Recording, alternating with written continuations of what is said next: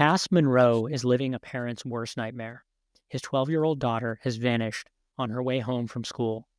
With no clues, no witnesses, no trails, the police are at a dead end, fighting a heart that was already ailing and struggling to keep both his marriage and himself alive.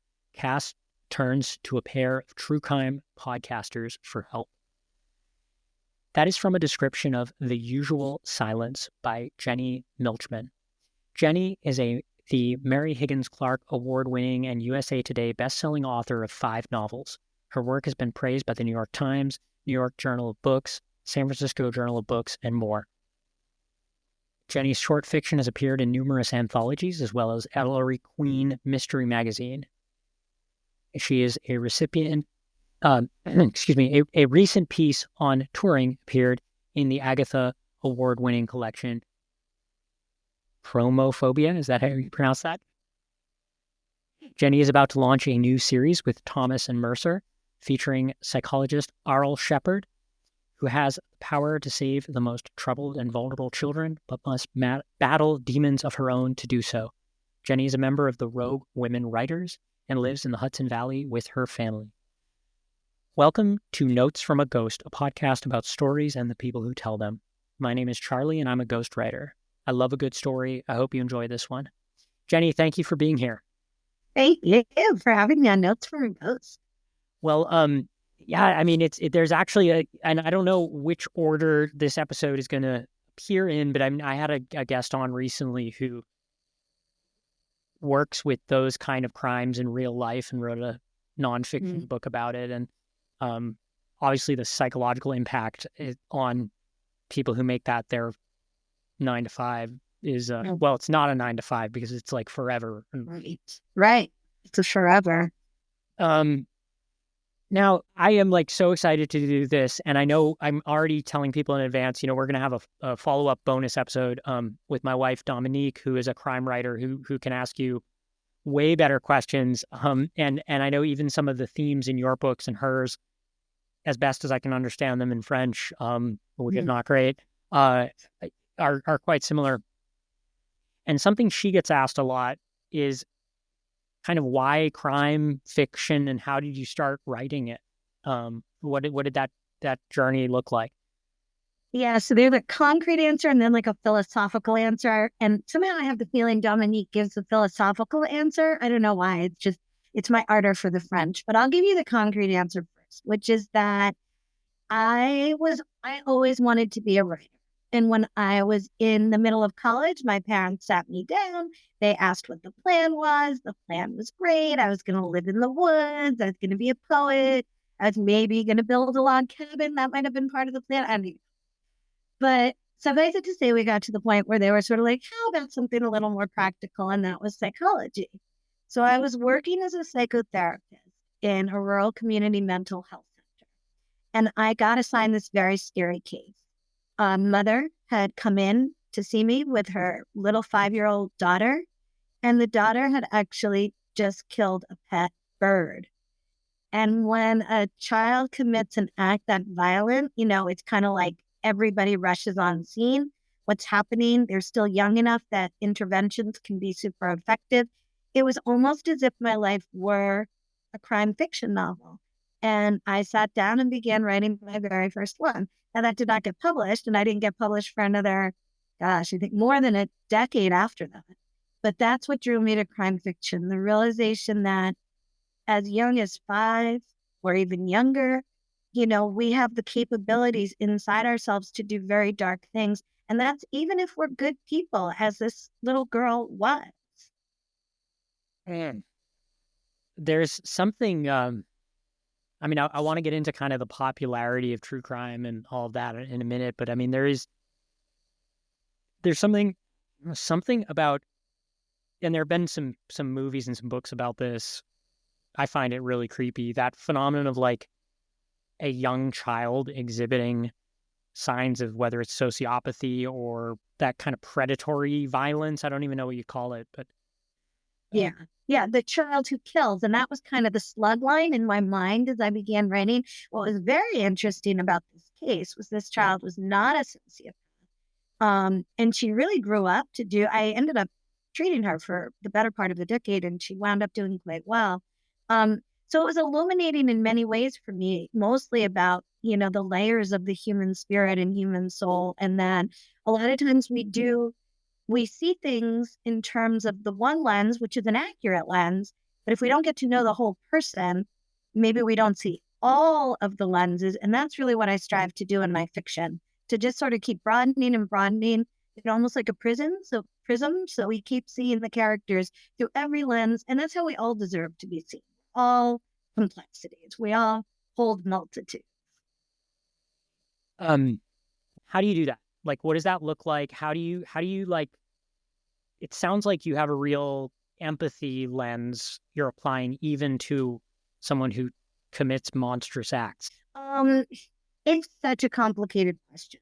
And I will say right off the bat, I have less of a need to protect the quote own voices when it does come to somebody who's committed a monstrous act than when it comes to a marginalized group who has not had the chance to speak as much. There's a huge theme of silencing in this book. It pertains to the title. I'll go on my own rant about women and girls and their voices at the table and what happens when a girl commits a violent act such as my patient did, as opposed to if a 5-year-old boy had committed that, and would we boys will be boys him or whatever. But speaking to the criminal side of it, which, I think kind of gets at the heart of what you're asking, it was a huge light bulb moment for me to sit across, one chair across from another chair in my office as a beginning psychotherapist and see that people whom I am quite sure if I was sitting down with their children, say we were the same age and we were talking about mom or dad, and we'd be like, your dad sucks, boy. And then I'm sitting down from dad in my office and I'm hearing what his dad maybe did to him as a child.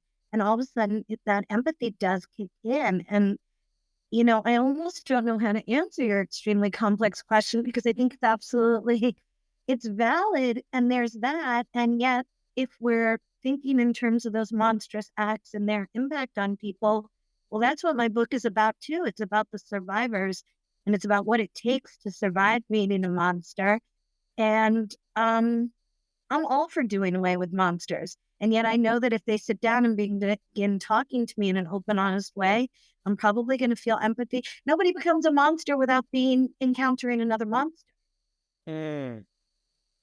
There's a book that comes to mind, and I'm wondering if you've read it. It's a graphic novel. It's excellent. And I put off reading it because I didn't like the topic. And I'm glad I finally read it because it's not what I was expecting. It's called My Friend Dahmer. Have you read this or heard about it? I haven't, but if they made it into a movie or a series, then I have heard of it. Because so there's a film, and apparently it's pretty close to the book, but it's a guy who was a classmate of Jeffrey Dahmer's, and it's about what he was like as a high schooler. And there's nothing in there about the crimes or anything. And I bring it up because in his introduction, it is so he puts it like, I'm gonna butcher it, but basically he's like, in my opinion, this is a classic case of where were the parents, where were the adults, and whether this person could have been stopped or not is beyond my kind of qualification to answer, but it certainly wouldn't have hurt for there to have been intervention early. And then he's like, that said, as soon as this person actually killed, fuck that guy. Like, he's not my friend anymore. And, and anyway, I thought he navigated, and as someone who was, very, I mean, he was his friend. Like, he was, I don't know. I just thought he handled that brilliantly. And that's a tough line to walk. But yeah, then imagine Dahmer at 5 and what might have been prevented if somebody had noticed that the parents were asleep on the job. And not to blame the parents, or notice that this was a kid who had something inside him. I'm sure there are organic components or whatever, but maybe they could be dealt with, or maybe a listening ear could detect signs. Well, who knows? But yeah, early intervention is key. I'll make the socio-political point. I mean, like, it sounds like the most obvious thing ever that it shouldn't need to be said, that if your child is murdering pets, you should. I mean, obviously there must be people who look past that or don't see it as the blinking red light, whatever you want to call it. Yeah, no, we do. We do miss it. We do. I've been in the classroom, and and it's because there's a system there, and it can be very hard. I've been in the classroom, and I've seen kids who clearly need it. I had people in my life who I wish somebody had held out a hand at the right time. Well, I mean, this author attributes part of the success of his book not to the luridness of that guy and his crimes, but to the fact that he said he gets letters and emails all the time from like everyone went to school with someone like that who like, and I don't just mean, I'm not just talking about someone who's weird or doesn't fit in or whatever, but like someone who kind of makes the hair on the back of your neck stand on end. And Yep.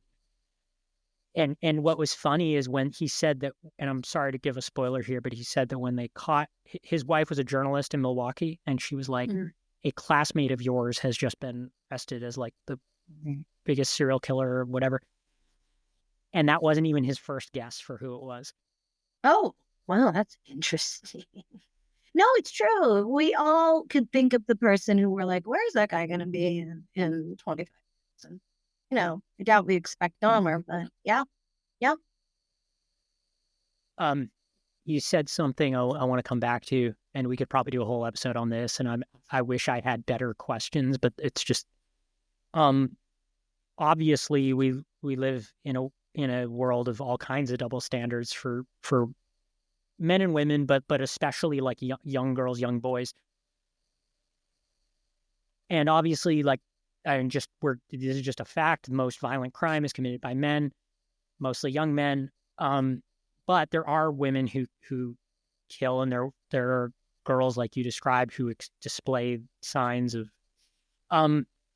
What does that double standard look like, and how?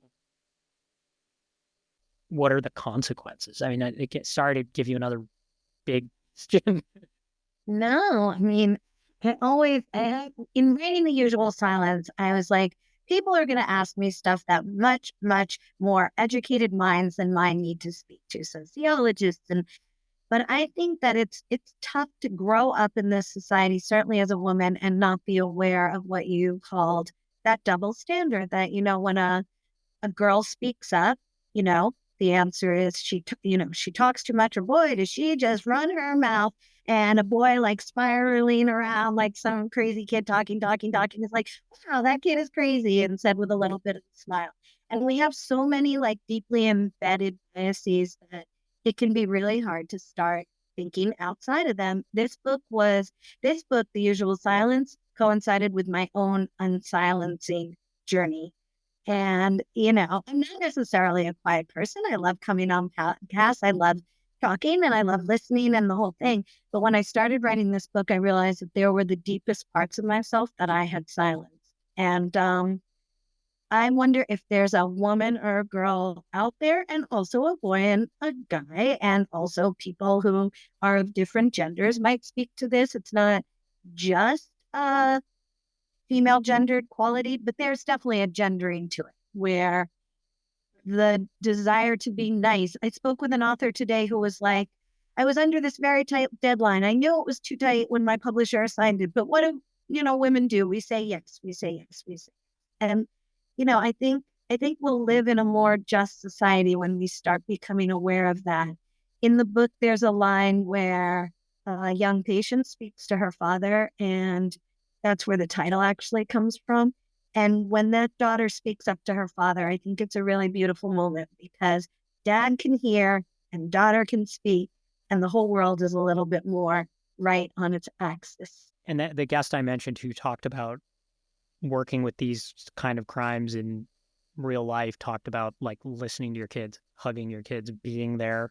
That the problems that can be prevented by just letting your kids know that they can come to you with anything. But I want to hear about you mentioned I can't let something like my own unsilencing journey just I can't let that go. I need to ask what tell me more about that.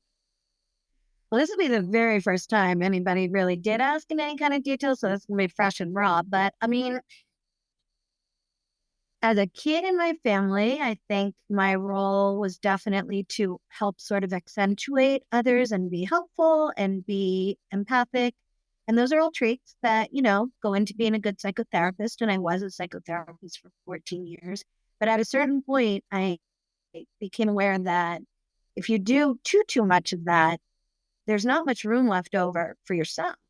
If you're always listening to others, where is the speaking that you would be doing? And a lot of times I would feel like I have so much in the bank. I'm hashtag blessed. I have plenty to give. And I did, and I do, and I do feel grateful. But I also feel that it was far too easy for me to sort of just push myself off the stage. And then I began delving into that, and I began thinking about how it reared its ugly head in my marriage and how had I affected my own almost grown daughter with this. And it became a whole huge spiral. And, I could talk about it for hours and hours. I'd love to hear, I think everybody has an experience like this from whichever side of the line. And in talking about it, I think it gets a really great conversation going. But it did hit very personally for me. It's interesting to, this is, yeah, there's some stuff in my own life that I won't share here where that definitely hits home. And I always think it's interesting how, and this probably gets to some of what you're saying of that phenomenon of kind of how we almost teach girls to fail, and not just girls, but because that can be what ends up happening. I mean, what I've seen, and we had an episode earlier about ADHD and writing, and with a young woman who's a book coach who specifically, and she's kind of an expert in how to write around ADHD and whatever. But even just how that can look so different between boys and girls, and because boys, their symptoms are like more disruptive, they get the attention and the intervention there. I mean, as you know, as a mental health professional, and girls, like they can, I mean, it's so brutal, but I mean, sometimes they're just written off as like ditzy or Right. whatever. Absolutely.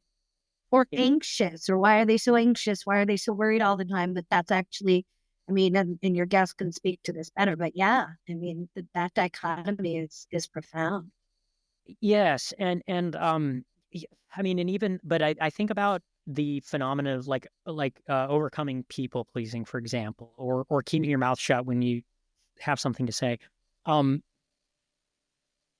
can be powerful to realize that like nobody who is worth your time would ever ask that of you. Mm. Um, Mm. I remember a friend and I were doing some work together around like issues of people pleasing as like in a kind of a mentorship capacity. And it was like, how would you feel if somebody's like, yeah, hey, I just need you to put all your like needs on my, like, I need you to put everyone else first. Like no one would ask you to do that. So like, why would you voluntarily do so?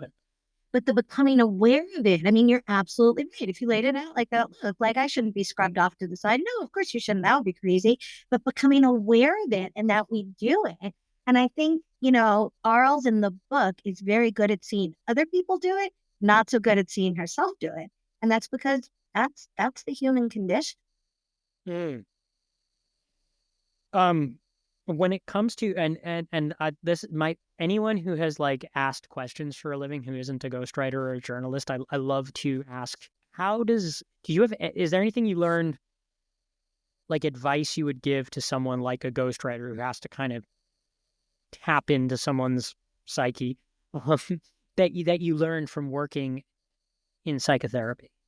Yeah, I was gonna say there must be a whole lot of overlap, right? Because isn't it, as a psychotherapist, I was good-ish, like I had a waiting list. People really wanted to bring their kids to see me, but I tapped out before the dissertation. I never finished my PhD. I was hardly like the most trained person on the block. And I think that what I was able to do that perhaps is not the most natural for every psychotherapist or mental health professional or maybe ghostwriter is that I could just really open up the space. Like I could sit back, I could see when there were things to be said, stories to be told, and be able to sit in sort of the uncertainty of what those words were going to be. I think a lot of times And maybe what leads some people to silence themselves is that other people jump in because it's nerve-wracking, right? To sit in that quiet space. And so ghostwriters, psychotherapists, like just, it's almost the converse of the usual silence. The unusual silence is opening up a space and letting other people fill it in with their stories. And no, you don't want to do it 24/7 with your siblings, your parents, your spouses, your children, but to do it to a degree in that kind of professional capacity, or even learn to when is it right to sort of take that back seat, and then when is it right to come up with, I'm certainly not like a couple of the more negative reader reviews of The Usual Silence. One I think said man hating, which I thought was very interesting because there's this totally hot guy in the story. Like Cass is just the most beautiful father, like heart to Cass. Like it is not a man hating book, but I think like that. So I'm certainly not saying we want to rid the world of all these gendered behaviors. It's just balancing them. It's just knowing when is the time to speak, when is the time to not speak, when are we speaking to. You can kind of weaponize silence in an interview, and this is not Mm. original to me. This is I'm gonna blank on. I totally forget who it was. There was a journalist who talks about I think it was Robert Caro, Mm. but talking about Georges Simenon, the French crime writer, Yeah. with Maigret, his detective, Mm. like play with his pipe to get confessions out of people. Yes. Yes. And apparently that's a real thing. Like Right. you like don't have feelings, you're a psychopath. You'll rush to film. You'll have to talk, and in interviews a lot of times I'll sort of, or I'll write "shut up" on the page to remind myself to create. Yeah.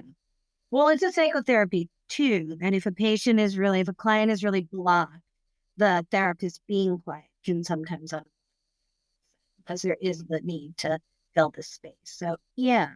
Yeah. And silence is powerful. That's what the book is about. Silence is powerful in all sorts of ways. I'm not going to summarize Dominique's books for her, but I can't wait for the two of you to talk, because she has a book that deals with the kind of silence that can cover up a certain type of crime, or Hmm. enable someone to hide in plain sight, basically. I wish I could read French. Same. Yeah. There was something else you and I talked about. I think we got into this on our last call, but it was about how, like, when we were getting ready for this interview, I was trying to think of things we could talk about, and one of them was where there's kind of weird overlap with mental health professionals and ghostwriting, or any kind of writing for hire. And that is the kind of diagnostics that you can do in your first meeting with someone. Hmm. And somebody told me that there are certain psychological issues that can reveal themselves in someone's discussion of their experience with therapy. Yeah. Is that true? I mean, I think I mean, this is going to weird every single person out listening. And I don't mean to sound like this, but like anything anybody does is diagnostic, myself included. I mean, we're all giving ourselves away, and it's just if you know what to look for. But yeah, I mean, therapy. So therapy, there's the countertransference and the transference. Transference is what the client feels toward the therapist. That is not about the therapist. It's about the client and where they come from, things that we project onto the therapist that really aren't there. And then vice versa, right? So the therapist sits there with a client who is very quiet, let's just say. And that reminds them of their mom who weaponized silence in the household. And then they're going to have that all mixed up in a big swirling deal with this client. And so therapists go to supervision to try to work this through. And we do it more or less successfully, and say often not successfully. And so, yeah, if somebody comes in and they're like, oh my God, I had the worst therapist, maybe they did, or maybe they're projecting all their own stuff onto this therapist. And it's so hard to know what is the pure lens. And, sometimes I think that our most important relationships in our life are the ones where we get closest to that pure connection, because most connections are muddy as hell. They just are. There's so much swirling in them. And the more we can clarify it, like a running stream by working on our own crap and also helping whoever it is to work on theirs, the happier we'll be. That's my life lesson.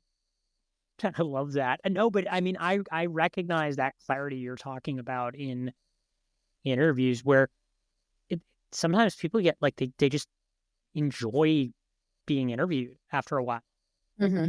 Or they've never had a chance to. I mean, my experience with therapy is it was like kind of cool to be able to just talk about anything. Yeah. And and again, we go, that maybe is a deeper conversation about like some of the stigmas and things where people assume you're in therapy because of whatever. But I found that sounding board was really interesting, and like helpful. I watch it, and and I've said this many times on this podcast because I'm just fascinated by this phenomenon. But there'll be times where I'm working on like a business, and in theory, there's nothing there that's because some books I work on, my specialty in memoirs is like really complicated trauma where someone is, the classic is someone who like misses war, and trauma from something that's just bad, like a car accident or whatever. Like there's a reason there aren't a lot of people walking around with like car accident PTSD like 40 years on, but it's because it's like it sucks and you can leave it in the past eventually. But like war is something that's really weird and messy because it might be when somebody had their feelings of, that was when they felt the most useful to, or they made their best friendship. So it, that's interesting. So I don't know. I mean, that's one example. I mean, and weirdly, the same thing can happen to like college athletes where there was no trauma, but they're like bedeviled by the fact that they've peaked or whatever. Like a glory days kind of phenomenon. Yeah, totally. That's interesting. So that's like one thing I'll do, but like I'll be working on like a business book where it's not like that. There is no trauma. There's nothing to unpack, or even I don't even need the person to talk about themselves necessarily. But there'll always be these moments of like, don't put this in the book, or this doesn't need to be in the book, but right. And then we'll get into something really intensely personal. And kind of it does inform the book, I would think, right? Because even if it's not in there, it's there in the founder's makeup. Oh yeah, that's how you find someone's voice. By listening and letting them talk. And yeah, I mean, it concerns this novel, The Usual Silence, very much. And like, I'm not quite sure how to speak to it because I think what you're saying is completely there in the cultural conversation and there needs to be room for it. But so there's a 10-year-old autistic character in the book named Geary. And it was a very intentional decision as an author to make sure that Geary is not a point of view. I knew that there was no way, and you can call it own voices. I thought of it just as more simple, like humility. There's no way. I don't know how somebody who is neurodivergent perceives the world. And we might be looking at the exact same thing. In fact, this happens in the novel, like a bit of dust in the air means something very different to Geary than it would ever mean to me. And so I have his mother relate to Geary in the book. I felt I could be inside her head. And I have Dr. Shepard as a psychologist relate to Geary, but I very intentionally did not go into Geary's perspective. And I also worked with a culture reader who did understand what the autistic life experience is like. And if ever I was going to feel like, own voices, schmoan voices, this convinced me. Because the things that the culture reader discovered, I would never have thought. And I would have said, I don't know if I quite would have been arrogant enough to be like, I'm not blind to anything. No, I wouldn't have said that. But I would have been like, I think I can do this pretty sensitively. I'm a sensitive person. I was a psychotherapist. No. She showed me things that I would never in a million years have thought of. And so, I don't know if that's my own personal rant, but it taps into what you were saying, I think, about like finding the voice and finding the story. But at least for me, like I also in writing this book, I found my limitations. Yeah, that makes a lot of sense. And I mean, a lot of that too, I mean, it is another form of research, right? I mean, in Right. this, in the same way, like there are ways to write about a place you haven't been that will make it clear that you haven't been there and make it, desperately inauthentic and whatever. But then there are also ways to do it where it's like, people aren't even going to believe that you haven't been there because like you did it better than someone who was from there. I think where I really, where this becomes like the hill I'll die on is when people use the word can't or shouldn't, Mm. because, and place is maybe even a better example than human experience because it's not as fraught, and there are just obvious examples of incredible fiction in some cases that takes place in places that don't exist. Right. But I think, there are things I know about the place I'm from that people who haven't left there will never, even though I can't claim to be like I'm a third culture kid. I didn't really have a home, like a hometown or anything like that. But that experience like taught me observational skills that if you just take it for granted that like, Right. um, You don't even look at it anymore. But if you're new to it, you're seeing it. See, I wonder if some of your travel perspective gives you that angle on it because you did have to fit into a story that wasn't your own, and then you had to do it again, and then you had to do it again. And whereas that was very much not my life. And so the ability to do that does not feel like it would come as naturally to me. hmm. I mean, yeah, I guess. I mean, I guess too. Everyone had their own thing. I mean, that's that's mine. Um, but I think too, like, there's something to be said for even asking the right questions. I think is at the heart of any kind of research, but especially the kind of sensitivity, um, research you're describing. Right. Like, I think where people really run afoul of that is when there was a movie, and this one is my story to tell because I grew up with ADHD and I found this movie just, it wasn't, I don't get offended really by movies, but this was, it was just inaccurate. And there was a movie, a hugely successful French Canadian movie about like a kid with ADHD who gets like institutionalized. Hmm. But it wasn't and so like, and the director kind of very proudly was like, they were like, do you have ADHD or do you like know anyone? Like, because they thought he got it right. Right. In the same way, a lot of like people think a war movie is accurate because it matches what they think war is about or something or whatever. And he was kind of like, no. And he like sort of proudly was like, I didn't do any research at all. And it was too off the mark to be offensive. It was just like this kid just yelled the whole time and was like disruptive and annoying and had no redeeming qualities. And it was just sort of a slow caricature of yeah, it wasn't even, well, for it to be a character, right? What's a character, right? It's like, oh, you have like, your chin looks a certain way, so I'm going to make that 10 times bigger, or like I have funny ears, so a character, he's going to have big funny ears. No, this was more like a caricature of something else. Like it was like, I don't even we just got it wrong. You just got it wrong, but it was coming from a place of being, of like proudly not doing the kind of research you described. Yeah, that's it. But so everything you're saying is, this is what it's making me think. I fully believe that there are writers sensitive enough, people sensitive enough to inhabit those stories and even do them well. So I think when we talk about this issue right now, and it's at a very, like, it's still at a pretty nascent moment, cultural conversation, but I wonder if we're talking so much about, not about could you do it, could you not do it, but are there enough people who inhabit that identity, who have gotten to tell their story, whose voices have been heard. And if there were plenty of that, then I wonder if there would be the feeling of, no, don't tell somebody else's story.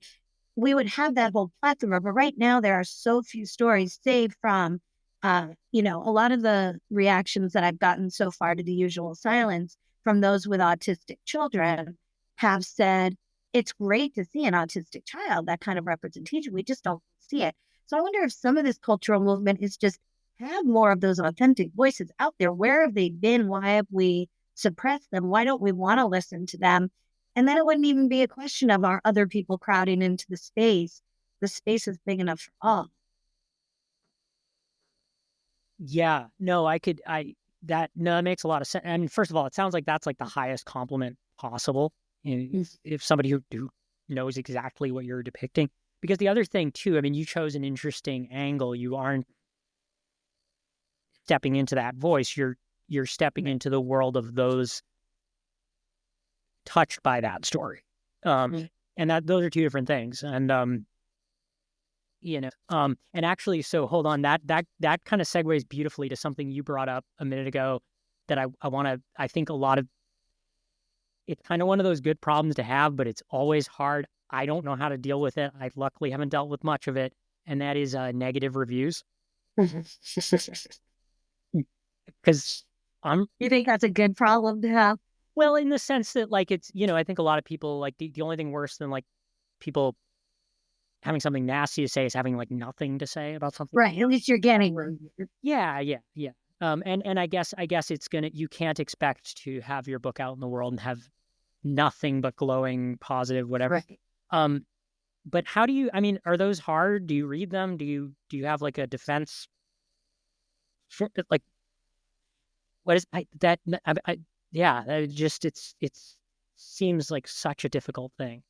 So this is who I quote on reviews. It's Kevin Bacon. He's one of my favorite writers and one of my favorite musicians. And in the song, I believe it's Too Much Information, he says, I just don't read reviews because they just give me the blues. When they're bad, they're really rough. And when they're good, they're not good enough. And I'm saying it, Kevin, like, I know what you mean. One of the hard truths that I had to come to terms with is that if your book is read widely enough, you will have almost, let's just use Amazon as the paradigm, because they opened the reviewer system out to the world, which did some fantastic things for reading and for readers. So no book basically is going to stray much higher than, like, let's say a 4.4, 4.3 star rating. Unless there's some romance novels. If it's a book that's really, fitting its audience and it's found a very an audience that's all akin to each other, then it can go higher than that. But if it's being read by a widely varied population that doesn't necessarily even read that genre, or certainly there's enough variation within the genre that no one book is going to be the type of, prototypical, you're going to get bad reviews. You can't do anything about it except not read them. So I allow other people to, sometimes bring me a nugget from a review that's valuable. It could be a bad one or a good one. There's a non-binary character in The Usual Silence, and I've had a couple of very negative reviews, people who did not like the the they, them pronouns. And that's a political review. That's not a literary review. It's good for me to know that it's out there, but it's not going to like hurt me in my poor artist's heart. Yeah, I think we just have to accept the fact that humanity is so multivaried and you can't please everybody. I would love to. I'd love to write a book that everybody's like, this is chef's kiss, the best piece of writing ever to exist. But it probably won't. Right. Yeah, no, I mean, God, I mean, the worst one I ever received on something I worked on, and and I think I brought this up on another episode, but it's to this day, it like just, I kind of want to talk to this person. I feel yeah. But it wasn't negative at all, but it was like best book I've ever read, 4 stars.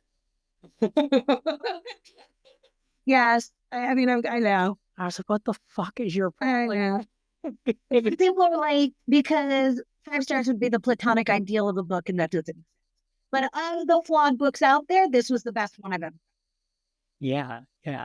That's wild. But at the same time too, like, I guess there's that question of like, well, who's everyone, right? If in theory you could write a book that makes everyone happy, so like people who are awful are gonna like your book. Right. You can't. I think it cannot happen. And it is actually a big fall from grace for me to accept that. Like, but I think it cannot happen. There are the people who read fast that maybe they miss something and you're like, no, it's there. I put it in there. But, you can't sit down with Mr. Four-Star and be like, come on, guys. You thought it was the best book you ever read. Why didn't you give me the extra stuff? And to your point about like the they them review, where it sounds to me that person isn't arguing against your book or your work or that character. Your book includes something they disagree with in the right. scheme of things. And to me, that seems to be actually in a lot of ways bigger, because we're kind of, when it comes to like stuff we talked about around inclusion, we're like kind of doing all the things. There are like separate socioeconomic issues at the heart of kind of who is in publishing that are not going to be addressed at the level of like books that get read or don't get read or what have you. But to me, like a kind of more insidious thing that's going on with fiction, and you see it in book bans, but you also see it in like trolling and cancel culture, is just that, where it's like, I don't like this thing. Your book includes that thing. I'm going to like tilt at windmills and go after your book.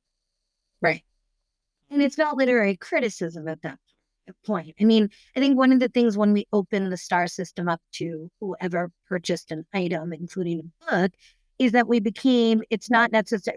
What a review is going to mean different things to different people. What 4 stars versus 5 is going to mean different things to different people. And we didn't universalize it. We can't, because people wouldn't necessarily compare it with what I think is 5 stars. If I read the best book I ever read, I'd want to give it 10 stars. I mean, so we don't have any universal, rubric, and we just sort of have to accept there's going to be that variation. And yeah, it might make us crazy. The review that made me craziest in my life was from an absolute legend of the reviewing world, not a reader review, but a professional review. And this reviewer just missed something. I had enough readers and other critics who really knew to know it's not just me being like, no, I put it in, my baby. It's there. If you look really hard on page 319, it's there. No, it was really there. It was like kind of the whole book. And this legendary reviewer just missed it. And to this day, I'll sometimes wake up and oh, I know. We just have to live with that. God, that would drive me insane. I know. Happy to not have my name on any covers.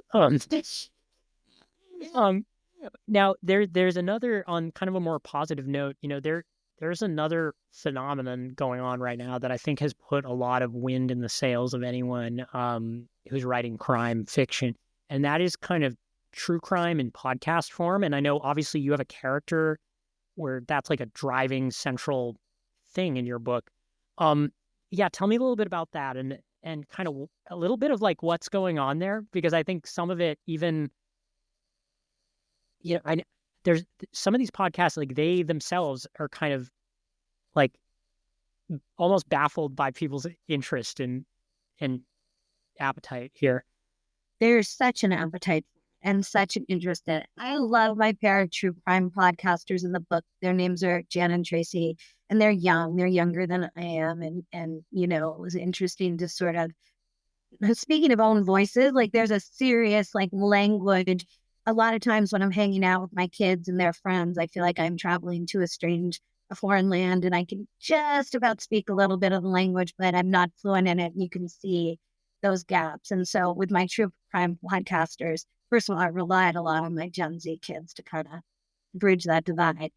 And I loved writing them. I love who they are. But I definitely, in The Usual Silence, get into the fact that there's a dark side and a light side to true crime podcasting.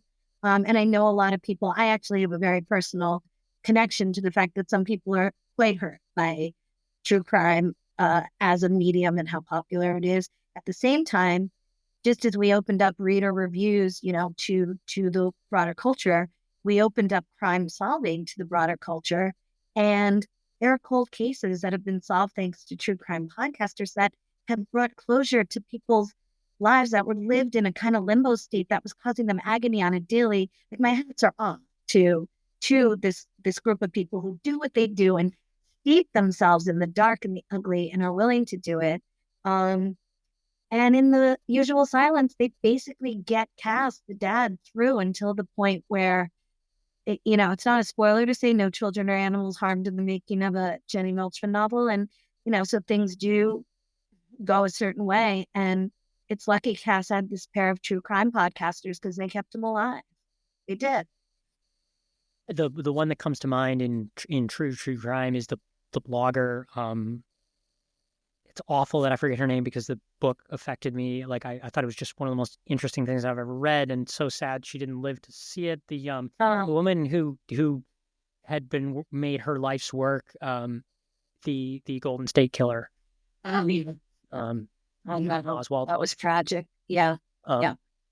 Really sad. But were you referring earlier to people, because this is your world to a certain extent, like people cannot make money in the United States if they can't profit off their own crime? Did you talk about it? Yeah, I guess colloquially it's known as the son of Sam law.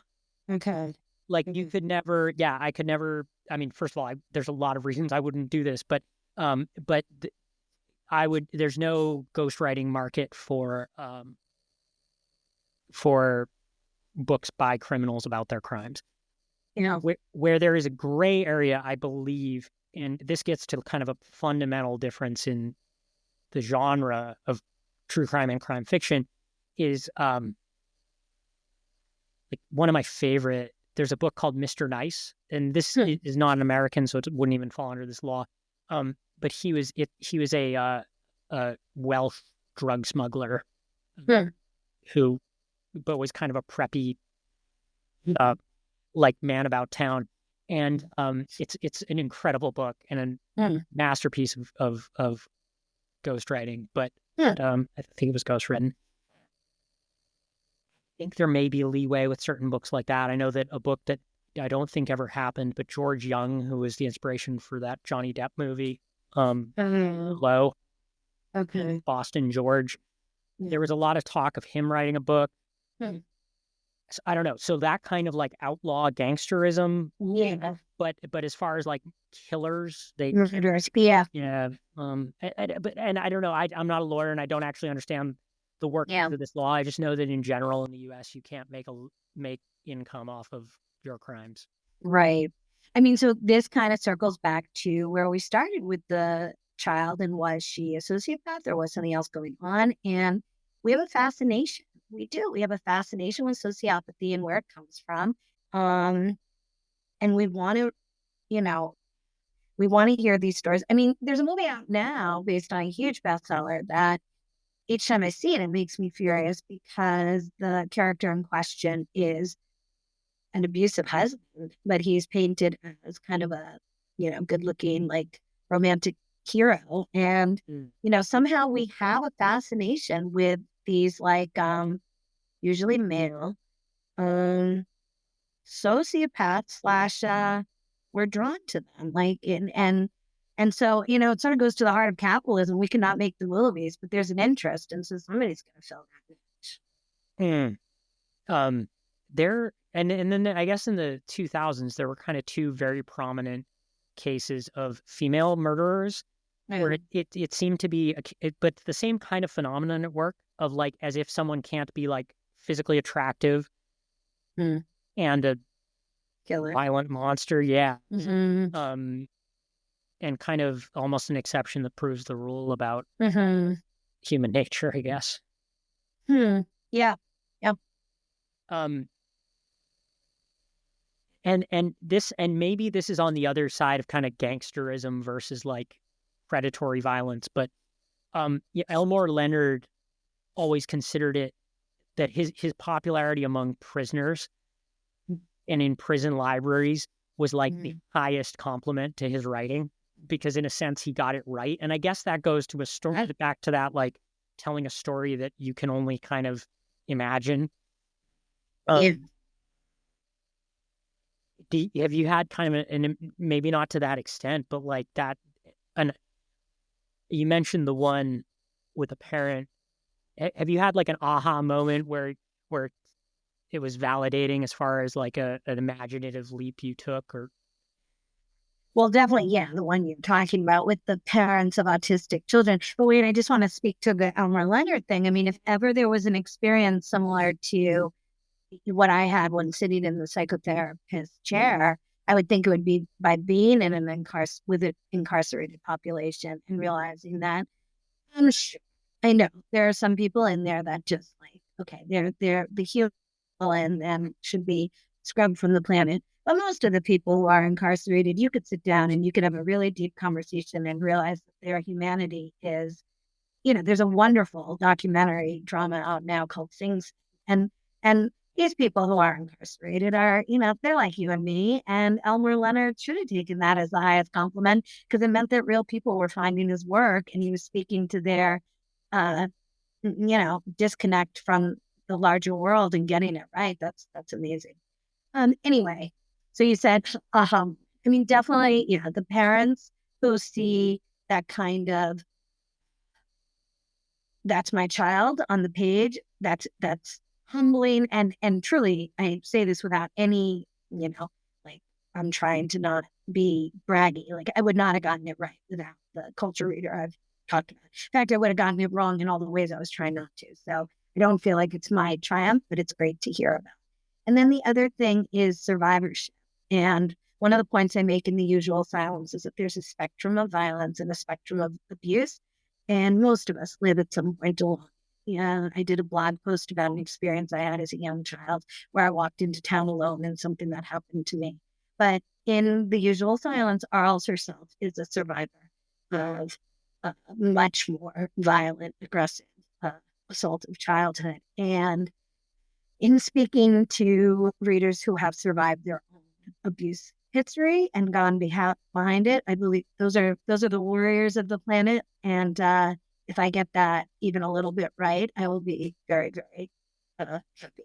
That's I'm working on a book at the moment where the domestic violence is a big part of it, and it's and there's a lot of heavy stuff. Like that's actually sort of almost like setting the stage for some things that happen later in this person's life. But those interviews were tough because some of the trauma this person went through as an adult is happening to an adult, and is happening in situations where they actively sought to be there. Yeah. And there are the kind of consequences of a certain environment. But I don't know. Maybe someone more sophisticated than me could understand, what a scared kid goes through. But Oh, no, it's not sophistication. I'm sure you probably do understand some, but that's the tragedy of trauma. And, a lot of times when people talk about victim blaming, that's not what it's about at all. A victim or a survivor is never, ever, ever to blame, but trauma has a clock of its own and it doesn't run out just because we escape the trauma. It's still there. It's still moving our actions. Yes. Well, I mean, this is really cool, and I'm so glad to get a crime novelist on here. I'll just tell you, I feel like I've talked way too much on this episode, but there was I just want to share a little personal anecdote because I discovered Elmore Leonard through my dad and his library, and he's one of the best read people I know, and he's one of the smartest people I will ever know. But it really made an impression that he loved, and especially because I know that genre we can get in this weird conversation where people, and Dominique has to deal with in French, there's this whole separate, because it's like how they define literature. It's actually very prescriptive and it doesn't include, basically, if there's a detective in your book, you can kind of like forget it as far as, well, you'll be a crime, and they have an incredible tradition in French of crime novels, but they're relegated, maybe even more than they are in English, to like a genre category. Those snotty French. It's obnoxious. And she's Swiss, so she will talk shit about the French with the best of them. But it's not it. But it's one of those things I will never forget when I realized that this is what like a very smart guy who has read everything is reading for entertainment, is like thrillers, spy novels, crime novels. And like, I don't know, that's kind of the only fiction I read. I'll joke like there needs to be a sniper in it or like a lot of people die. It's got to be a shoot off. Yeah. Or it takes place in like Belgrade during during But the this old. is some of our smart, yeah. I mean, this is some of our smartest fiction because it goes to the dark heart of humanity and what does Dostoevsky or Homer deal with, but the dark heart of humanity. So I think those distinctions are horrible. I used to moderate a panel called uh, "Literary or Genre Fiction: Real Distinction or No Difference at All." I think literary is a tag that can be applied to any genre fiction if it's culturally resonant and deep and beautifully word styled. So I didn't know the French did that. That's so interesting. But it is, they do that weird thing where the minute it reaches a certain level of prominence, I mean, the Hmm. closest thing maybe we would have is like Raymond Chandler, Yeah. where he sort of somehow became literary enough that we. Or Stephen King. I think he's a really good example of it because he used to be dismissed as a hack and a horror writer. And now he's written about in the New Yorker. But it is achieving enough sales and prominence that the literary snobs have to be sort of like, maybe there's something to it. Sure. Jenny, there's a question I like to kind of close on every time. And I got this from a true crime book, and I've had on the guy who wrote it and had a chance to thank him for this question. um, but it is, is there anything else you wanted to talk about that I didn't ask about? Yeah, that is a good question. That's the question that, like, at the end of the job interview, you're like, I didn't prepare anything. But honestly, Charlie, an interview with you, and I said this after we had our initial kind of precursor conversation, is so wide ranging that I can't think of a single thing. I mean, I hope that's not a cop out, but you go deep, you go wide, and this conversation has been all that. So, no, I would just say thank you for the interview. Oh yeah, no, no. I mean, it's like this has been awesome. Like I said, I'm gonna see what ends up on the cutting room floor and what Yeah. doesn't. Only because I'm used to that receptive mode and not giving opinions, and I feel like I may have touched on hot button stuff that doesn't really belong in here. Um, Well, I don't mind at all. I think it all stands personally, but you do, yeah, you edit it however you see fit. I mean, I think it's an important conversation. To have. Um, so yeah, you just have to, yeah, make your determination. oh, brilliant. Well, I mean, thanks again, and I appreciate your flexibility. I know we got a late start with this. No, it was fine. Seriously, I had nothing to do, and it makes me look a little lame, but it's the honest truth. So that's fine. No, that's like should be the default. I think. Yeah, people. We all have too much to do. No, I mean, I'm long for the day where I'm like, 5 minutes, that's of my valuable time. But that's just, no, it was all good. I just sat there. I took care of some stuff and I'm glad we got to do this. Brilliant. Well, thanks again. Thank you. Say hi to Dominique. She did email me and love to talk with her whenever that works. Awesome. If you have an epic story, I'd love to hear it. You can find me at dailyprose.com or on LinkedIn. My links and Jenny's are in the show notes. Thanks for listening.